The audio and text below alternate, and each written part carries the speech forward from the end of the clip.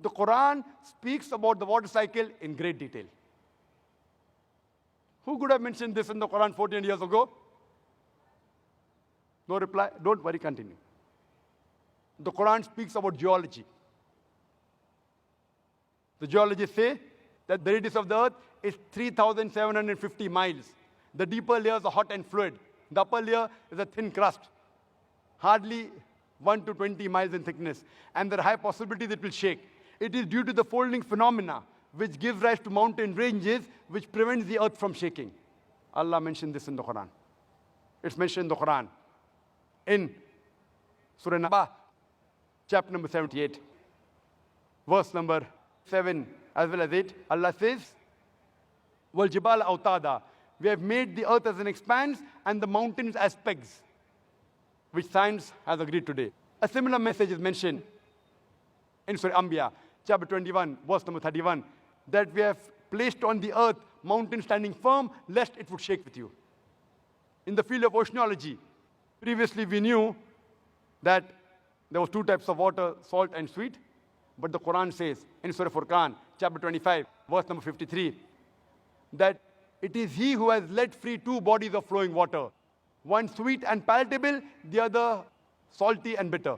Though they meet, they do not mix. There is a barrier which is forbidden to be trespassed. We knew that there were two types of water, but what does the Quran mean there is a barrier which is forbidden to be trespassed?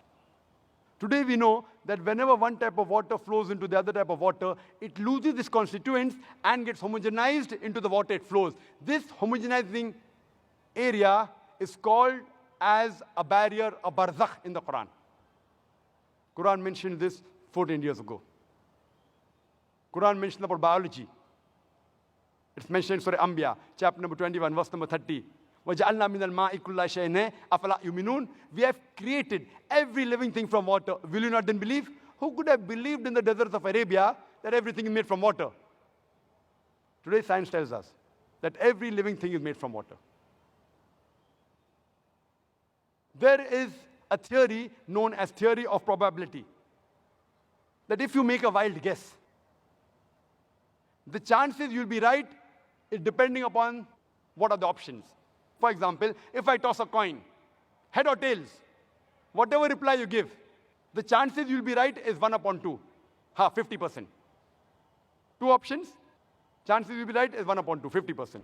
If I toss a coin twice, the chances I'll be right both the times is 1 upon 2 into 1 upon 2, it is 1 upon 4, it is 25%. If I toss a coin thrice, the chances I'll be right all three times is 1 upon 2 into 1 upon 2 into 1 upon 2, it is 1 upon 8, 12.5%. If I throw a dice, the dice has got 6 sides. The chances if I make a wild guess it will be right is 1 upon 6. Now if you apply this theory of probability, that someone made a wild guess, for example, what is the shape of the earth? You can think of 10 things. Flat, square, rectangle, triangular, hexagonal, on and on, maybe spherical. The chances if you make a wild guess it is spherical, it will be right is 1 upon 10. If you ask a person, the light of the moon, is it its own light or reflected light? If he makes a wild guess, chances he'll be right is 1 upon 2. The chances that both are right, the shape of the earth and the light of the moon is not its own light, is 1 upon 10 into 1 upon 2 is 1 upon 20. That is 5%. All living creatures made of what? You can think of 1,000 things. Sand, iron, tin, wood, on and on, maybe even water. Chances you make a wild guess and one is right is 1 upon 1,000. Chances all three are correct. Shape of the earth is spherical. Light of the moon is reflected. Everything made from water is 1 upon 10 into 1 upon 2 into 1 upon 1,000. Is 1 upon 20,000. Is 0.005%. Only in 3 scientific facts, it's 0.005%. I've already mentioned several. And if you read my book, there are hundreds. There are many things. Quran speaks about botany. In Surah Ra'd, chapter number 13, verse number 3, that all the fruits are created in pairs, in sexes male and female. Quran says in Surah Taha, chapter number 20, verse 53, that the plants are made in sexes male and female, which you came to know recently. In the field of zoology, Quran says the animals and the birds live in community like the human beings. In Surah Anam, chapter number 6, verse number 38, which we came to know recently. Quran speaks about the bee, that it can find its path, which we came to know recently. In Surah Nahl, chapter number 16, verse number 60 and 69. The Quran says that the worker bee, the female bee, previously thought it was the male bee. Quran says in Surah Nahl, chapter number 16, verse number 69, that the worker bee, the female bee. Quran speaks about the lifestyle of the spider in Surah Ankabut, chapter 29, verse number 41. The Quran speaks about the lifestyle of the ant in Surah Namal, chapter number 27, verse number 17 and 18, which we have come to know recently. Quran speaks about genetics, that it is the male fluid, it is the sperm which is responsible for the sex of the child. In Surah Najm, chapter number 53, verse number 45 and 46, as well as chapter number 75, verse number 37 to 39, which we came to know recently. Quran speaks about embryology, that all the human beings are made from alaqah, a leech-like substance, something which clings. In Surah Alaq, Surah Iqra, chapter 96, verse number 2, which we came to know recently. Quran speaks about the various embryological stages, alaqah, mudga, izama, lahem. In Surah Mu'minun, chapter number 23, verse number 12 to 14, which we have come to know recently. There are various scientific facts mentioned in the Quran. I'll just mention two more.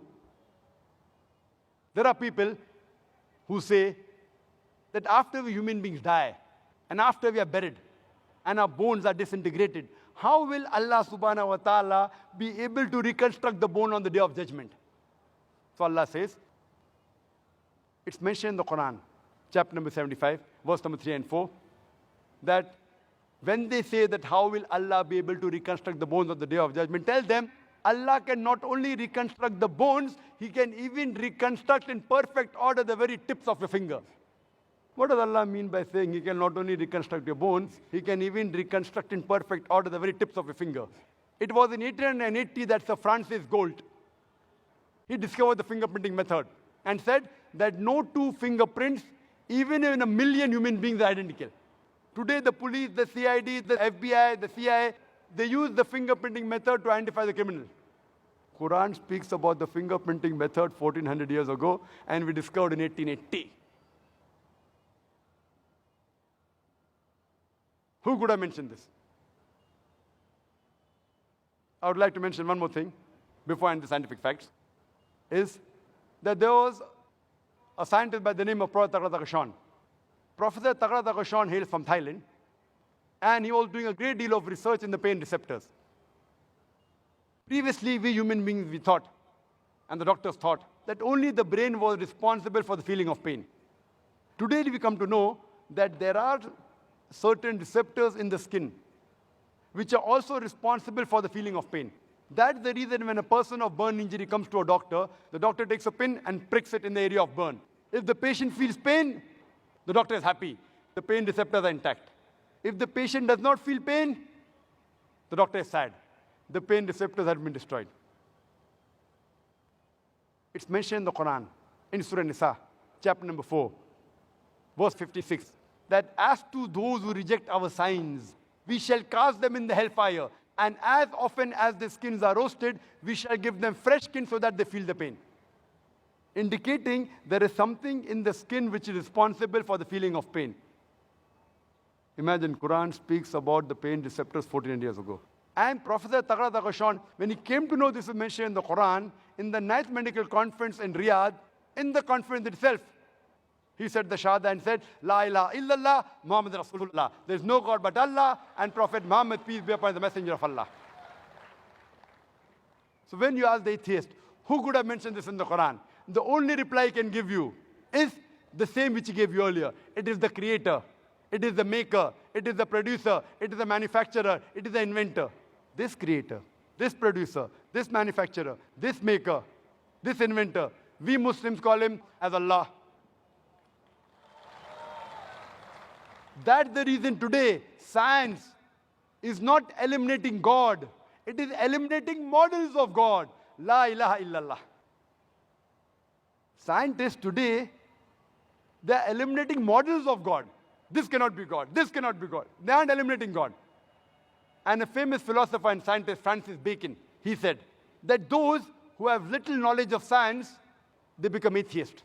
But those who have in-depth knowledge of science, they become a believer in God. I would like to end my talk with the quotation of the Quran from Surah Fussilat, chapter 41, verse number 53, which says, سَنُورِيهِمْ آيَاتِنَا فِي الْآفَاقِ وَفِي أَنفُسِهِمْ حَتَّى يَتَبَيَّنَ لَهُمْ أَنَّهُ الْحَقُّ أَوَلَمْ يَكْفِ بِرَبِّكَ أَنَّهُ عَلَى كُلِّ شَيْءٍ شَهِيدٌ. That soon we shall show them our signs into the furthest regions of the horizons and into their souls, until it is clear to them that this is the truth. وَآخِرُ دَعْوَانَا الْحَمْدُ لِلَّهِ رَبِّ الْعَالَمِينَ.